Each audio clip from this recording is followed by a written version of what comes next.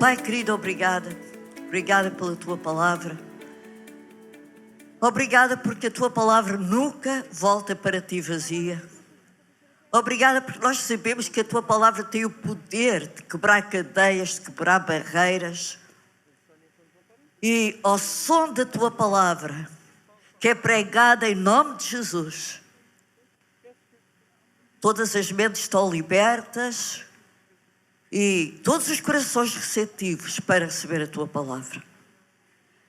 Eu te quero agradecer por isso, Pai, em nome de Jesus. E todos digam amém.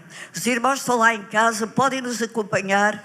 E o tema que eu dei a esta série que nós vamos começar hoje é acerca de idolatria. Idolatria é um tema muito vasto na Bíblia. Desde Gênesis a Apocalipse.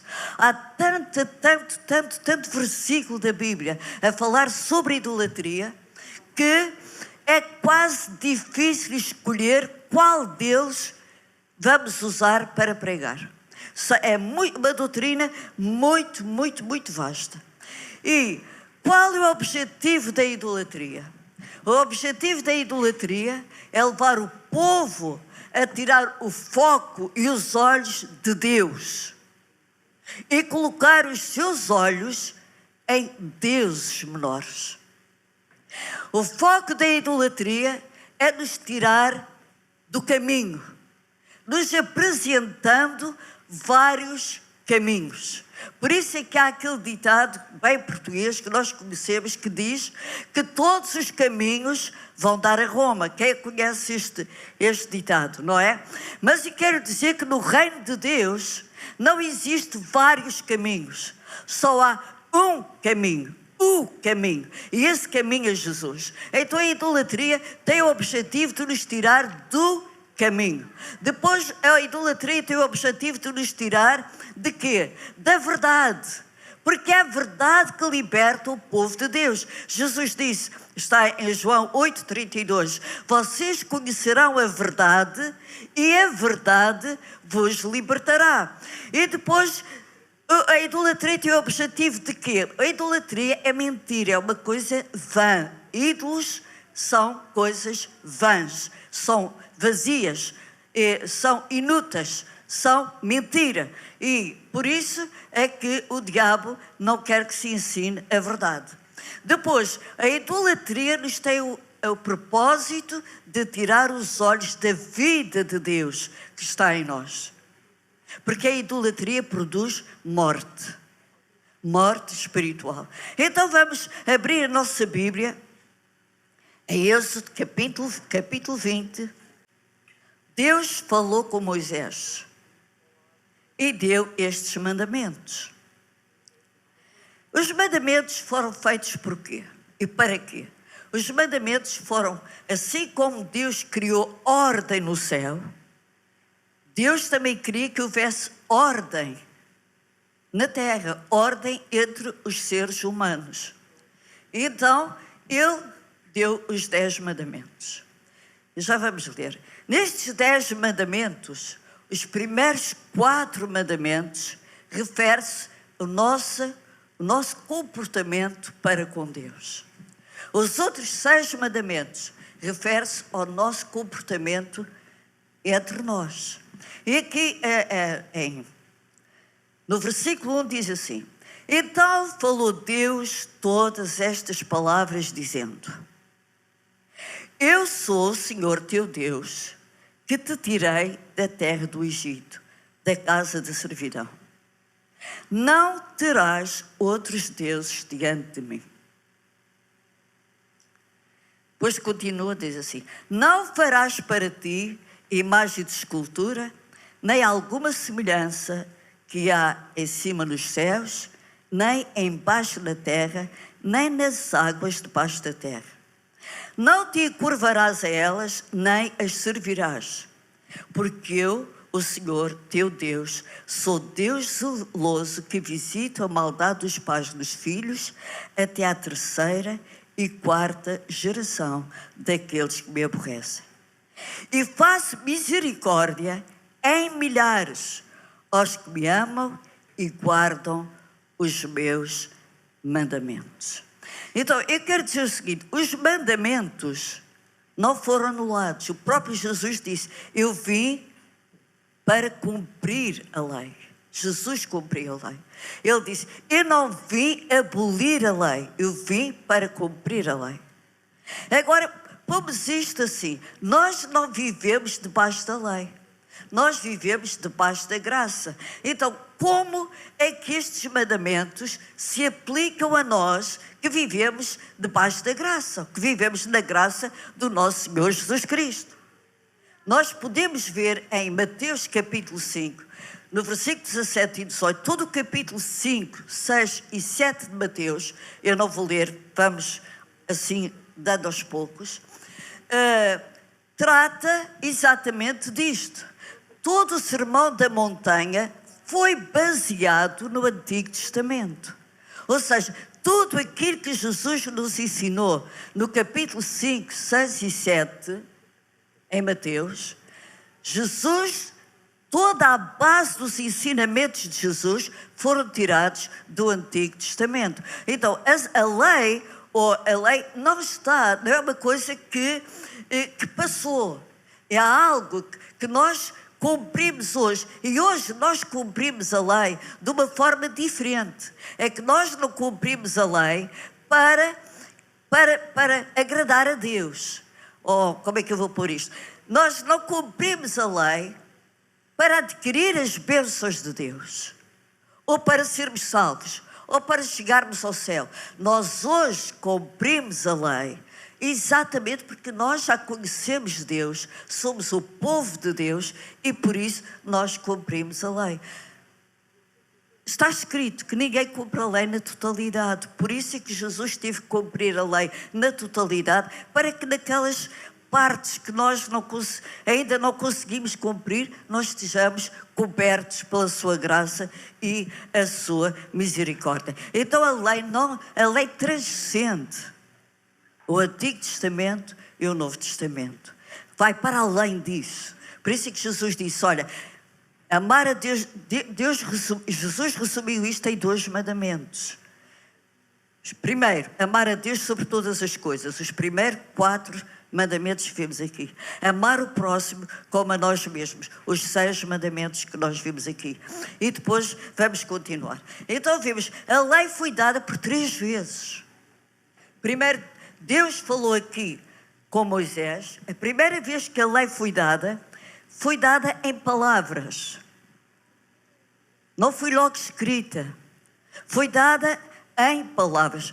Deus chamou Moisés e falou com Moisés, e diz até que o povo viu e disse: nós não queremos mais ouvir isto, trata tu com Deus e nós fazemos aquilo que tu disseres.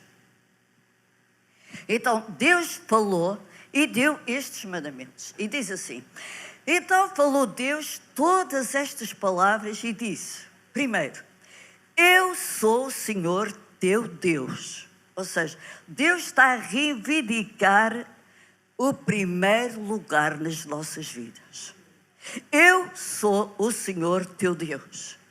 Eu sou teu. Tu és meu. Portanto, Deus está a dizer: eu quero exclusividade. Porque eu também sou exclusivo para com vocês. Eu quero que vocês tenham zelo para comigo. Porque eu também sou zeloso para com vocês. E depois diz assim, depois diz: eu sou o Senhor teu Deus, a seguir, que te tirei da terra do Egito, da casa de servidão. Vemos aqui que Deus está a falar conosco, não num grupo, mas de forma individual. Deus estava a dar este mandamento, estava a dizer: eu sou o Senhor vosso Deus, e eu te tirei a ti da terra do Egito, da terra da escravidão. E isto se aplica perfeitamente aos nossos dias, a nós. Deus é o nosso Deus, e foi Ele que nos tirou do mundo das trevas. Foi Ele que nos resgatou, foi Ele que nos comprou, foi Ele que foi às trevas e nos arrancou de lá e disse: tu és meu filho, eu sou teu pai, tu és meu e eu sou teu, eu te tirei da terra da escravidão. Na verdade, nós éramos escravos do espírito do mundo, nós éramos escravos de Satanás e as suas hostes espirituais da maldade, nós éramos escravos da mentalidade do mundo, e Deus nos libertou disso. E Ele disse: eu te tirei. Sabe, quando eu estava a estudar isto e a meditar sobre isto, eu fiz uma retrospectiva à minha vida e vi de quão grande abismo Deus me tirou, de quão grandes eram as trevas na qual eu vivia, e que Ele foi lá e me arrancou para Ele. Eu vi quão perdida eu estava, e vi mais até, no meu espírito eu vi mais ainda, é que se Deus não me tivesse deitado a mão, jamais eu seria a pessoa que sou hoje. Então Deus diz assim: eu te tirei de forma pessoal, de forma individual. Deus nos tirou da terra do Egito, da terra da servidão, e nos resgatou para Ele. E depois diz: mas tem aqui o quê? O primeiro mandamento: não terás outros deuses diante de mim. Deus está a dizer: eu não quero, vocês não precisam de acrescentar nada, não precisam de acrescentar um outro Deus qualquer. Vocês não precisam de ser pessoas supersticiosas, porque eu sou suficientemente poderoso para vos libertar, para vos curar, para vos ajudar e para vos abençoar. Então, tudo aquilo que nós arranjamos para acrescentar aquilo que Deus fez por nós é idolatria. E Deus diz: não terás outros deuses além de mim. Eu podia enumerar aqui várias coisas, mas eu vou continuar. Então vemos. Depois diz assim: não farás para ti imagem de escultura. Sabe, a idolatria vai para além disto. Isto era o que o povo praticava no Antigo Testamento, e claro que há muita gente ainda hoje que pratica isto. A idolatria é abominável aos olhos de Deus. De facto, os idólatras nesta altura eram mortos. Por isso é que a idolatria produz morte. Eu vou ensinar sobre isto 2 domingos, este domingo e o próximo. Hoje estou a dar a introdução. Então vemos aqui que isto era um assunto tão importante que Deus repetiu os 10 mandamentos 3 vezes. A primeira vez foi aqui, Deus falou com Moisés. Depois, a Êxodo 31, Moisés sobe ao monte e recebe as tábuas da lei. E quando vinha descendo do monte com as tábuas da lei, sabe o que é que encontrou? Encontrou o povo que tinha sido resgatado do reino das trevas, o povo que tinha sido tirado do Egito, da terra da perdição e da escravatura, porque eles eram escravos. Ouvimos isto a semana passada. Encontrou esse povo a adorar um bezerro de ouro. Ou seja, o povo já se tinha esquecido daquilo que Deus tinha falado. E nós, seres humanos, a nossa tendência é esquecer aquilo que Deus fala na sua palavra. Quem é que sabe o que estou a dizer? Nós esquecemos rapidamente. Por isso é que Deus levantou os 5 ministérios para nos lembrar da sua palavra. Apóstolos, profetas, evangelistas, pastores, professores. Para nos lembrar, nós precisamos de continuamente ser lembrados da palavra de Deus, porque a nossa tendência é esquecer. No capítulo 20, eles tinham ouvido Deus dar a lei em palavras. No capítulo 32, ele já estava a fazer um bezerro de ouro e a adorar. Já se tinha esquecido daquilo que Deus tinha falado. E porquê é que eles chegaram aí? Chegaram aí porque Moisés tinha subido ao monte e demorou 40 dias. E eles não tiveram paciência para esperar. Então foram ter com Arão, que era irmão de Moisés, e que ficou a liderar a tropa enquanto Moisés tinha ido ao monte. E disseram, olha, Moisés desapareceu. O que é feito desse Moisés que nos tirou da terra do Egito e nos deixou aqui? O que é feito dele? Ele não quis saber mais de nós. O que é que se passa com ele? Desapareceu. Olha, Arão, faz qualquer coisa. Arranja um Deus qualquer para nós adorarmos, para sairmos desta situação. E Moisés, que era o líder deles, Moisés não, Arão, que era líder deles nessa fase transitória, e irmão de Moisés, disse, está bem, então vamos fazer o seguinte, vocês tiram todo o ouro que têm, todas as vossas joias, vamos derreter e vamos fazer um Deus. E foi isso que fizeram. Quando Moisés desceu do monte e viu aquilo, sabe o que é que aconteceu? Partiu, ficou tão indignado com o povo, que partiu as tábuas que Deus tinha escrito, os 10 mandamentos, repetindo aquilo que estava em Êxodo 20, e foi até eles, pegou naquele bezerro de ouro e o destruiu. E a instrução que Deus deu a Moisés é que todos aqueles que tinham dobrado o seu joelho àquele bezerro de ouro eram para si mortos. E foi o que ele fez. Então vemos depois, no capítulo 34, já estou a adiantar,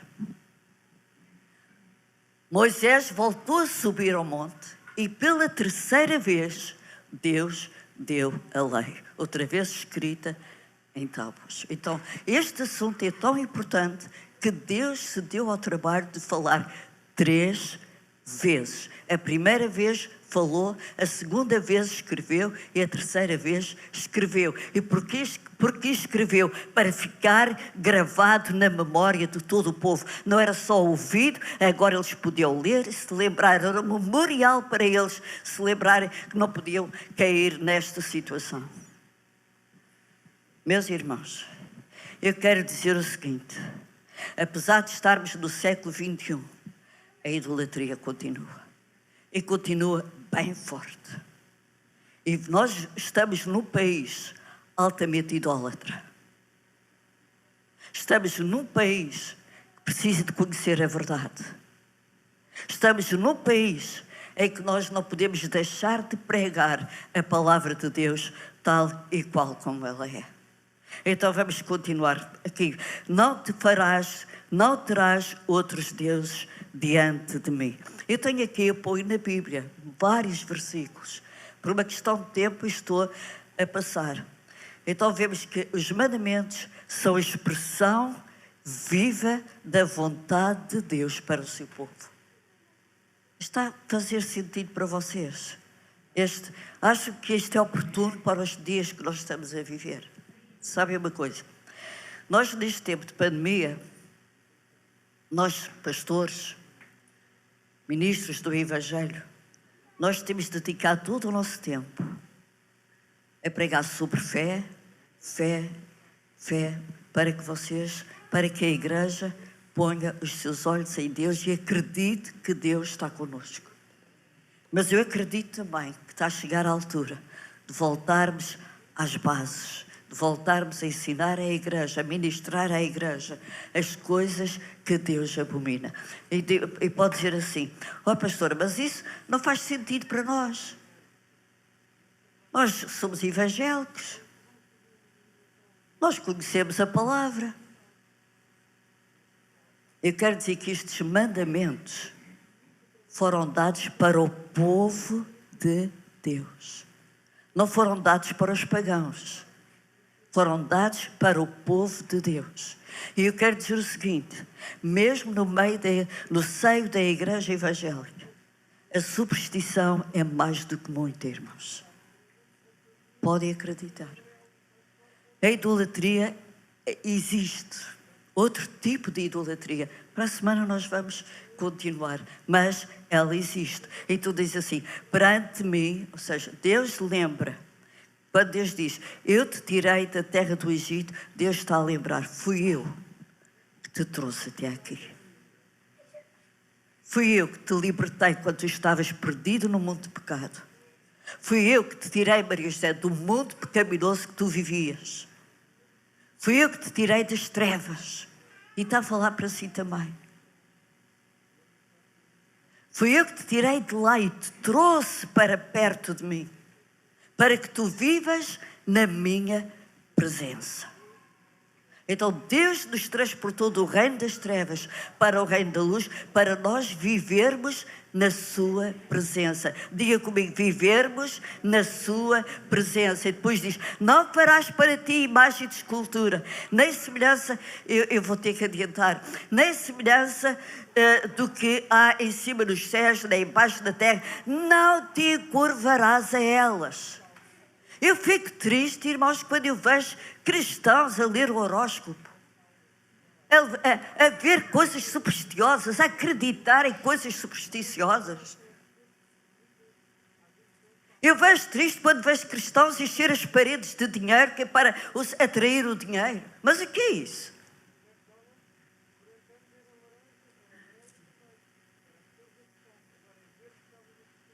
A imagem que eu tenho que ter de riqueza começa dentro de mim. A pobreza é mais do que coisas materiais. Pobreza começa no espírito, irmãos. Pobreza de espírito.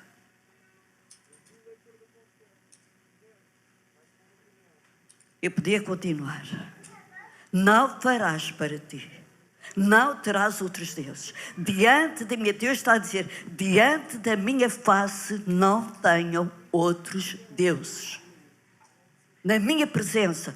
É como se Deus, numa linguagem nossa, não, na minha cara não tenho outros deuses.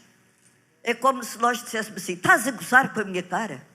Ter outros deuses, acreditar em superstições, mesmo que sejam evangélicas, parece que estamos a gozar com a cara de Deus. Mas Deus não se deixa gozar. Não, não se deixa. Podem ter certeza. Deus não se deixa escarnecer. Tudo aquilo que o homem semear, isso mesmo colherá. Eu vou avançar, está bem? Vou avançar para podermos. As imagens foram proibidas e eu vou querer terminar. Nós hoje vamos servir a Santa Ceia. E diz, olha, no versículo 5, não te encurvarás a elas, porque eu sou o Deus zeloso. Ou seja, Deus está a dizer, eu exijo devoção exclusiva do meu povo. Deus não partilha, sabe? Ele não partilha as suas joias, que somos nós, com outros deuses. Ele não partilha. É como um pai de amor que tem um filho, ou 2 filhos, ou 3 filhos, não partilha os seus filhos com outras pessoas. Quem é que sabe o que eu estou a dizer? Ou o marido que ama a sua esposa, não partilha a sua esposa. Ou a esposa não partilha o marido. Nós queremos exclusividade. É isso, é ou não é? E Deus é a mesma coisa. Deus quer exclusividade. Quando nos dobramos a outros deuses, nós estamos a ameaçar a exclusividade que Deus tem na nossa vida. Quando nós tiramos os olhos de Deus e da sua palavra e pomos noutras coisas, a exclusividade de Deus na nossa vida fica ameaçada. E facilmente podemos colocar outro Deus no lugar dele. É isso que Deus não quer. Eu não vou entrar na outra parte. Para a semana vamos continuar.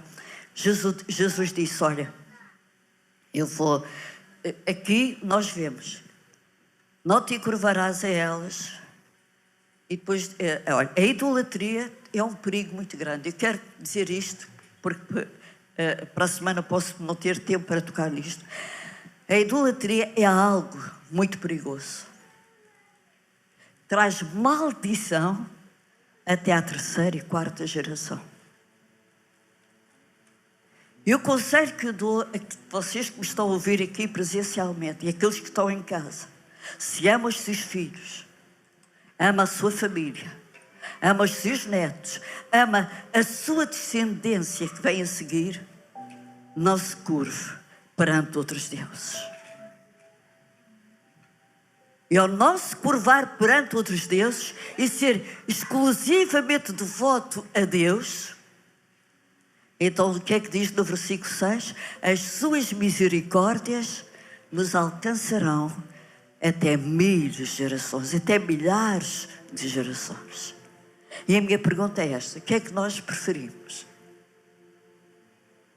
Que os nossos descendentes alcancem as misericórdias de Deus até milhares de gerações? É que não está em causa. A idolatria não põe em causa só a minha vida. A idolatria põe em causa a minha descendência. A idolatria não põe em causa só a sua vida. A idolatria põe em causa a sua descendência. Mas se nós deixarmos todo o tipo de idolatria, para a semana nós vamos continuar neste tempo, e formos exclusivamente devotos do nosso Deus, dedicados a Ele. E isto não precisa de viver num convento, nem passar o tempo todo na igreja. É fazer a sua vida normal, fazer a diferença no meio deste mundo que nós vivemos. Que o mundo veja que nós não precisamos de acrescentar outros deuses ao nosso Deus. Outra coisa que nós aprendemos aqui é que Deus queria que o seu povo fosse diferenciado. Que o seu povo fosse diferenciado na adoração. Que mostrasse a todos os povos que não precisava de imagem alguma feita por criação do homem para adorar a Deus. Ele queria, e Jesus ensinou-nos isso em João capítulo 4, 24, à mulher samaritana, que a hora vinha em que os verdadeiros adoradores adorariam o Pai em espírito e em verdade. Os samaritanos tinham os seus deuses, tinham os seus ídolos. E Jesus estava a ensinar à mulher samaritana: olha, vem à altura, não vais, que não é nada disso. Vem à altura em que o meu povo não precisará de imagem alguma para me adorar. Esta é que faz a diferença, irmãos, entre aqueles que são de Deus e aqueles que não são. Nós não precisamos de coisas para adorar a Deus.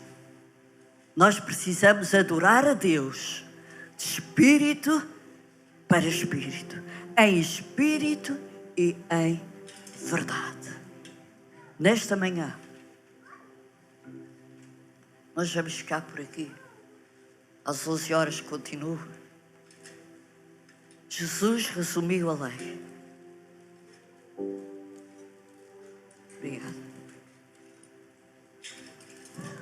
Jesus resumiu estes 10 mandamentos a dizer: ama-me acima de tudo e de todos. É amar acima do marido, ou o marido da esposa, acima dos filhos. Pastor, então o que é que faço com os meus filhos? Vai criá-los com muito amor, mas sabendo que Deus é o seu Deus e o Deus dos seus filhos. Que pode confiar em Deus para cuidar dos seus filhos, se tão somente nós estivermos entregues a Ele totalmente. É pormos Deus acima do nosso trabalho, acima da nossa carreira, acima do ministério. Sabem que há pessoas que põem o ministério acima de Deus?